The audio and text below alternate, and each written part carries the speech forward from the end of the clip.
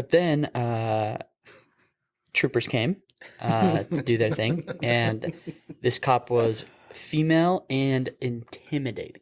Like her hat, you Cody know, how is some scared of troopers women. We should preface they'll that. wear their hat like this. Yeah. You know, so you can't even see their eyebrows, and they're just like, she had these beady eyes that looked right into my soul. I'm scared to death. She goes, "Were you driving?" I was like, "Yes." Yeah, I was. She's like, "What were you doing?" I was like, I was going to that call. There's a wreck right there. There's a wreck right there. She was like, okay, why were you stopped in the middle of the freeway? I was like, well, technically it wasn't stopped. I was just on the break because I'm trying to go to this call. No.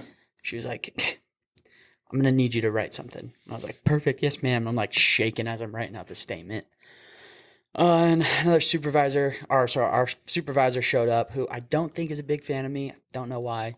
Especially after this. Probably 'cause he incident. knows He's you. not a big fan of me. Yeah. And You're a frequent flyer. For him. and so anyway, this officer goes and interrogates the other guy, whatnot, and comes back. I write my statement, whatever, and so she's there, and my supervisor's like, "So are my guys getting cited?" And she's like, "No, they were doing everything right. You guys are good to go."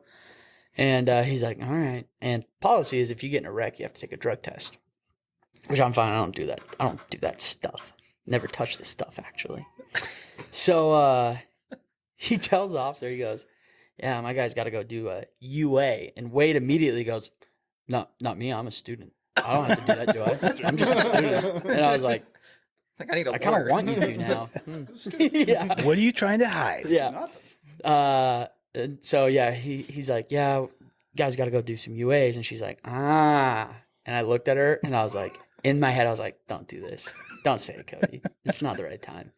But I couldn't stop myself in time. So I looked at her, I said, "Yeah, I'll give you $100 right now for a cup of your urine." Right to jail, right away. And my partner's face, Rylan, he kind of looked at me like,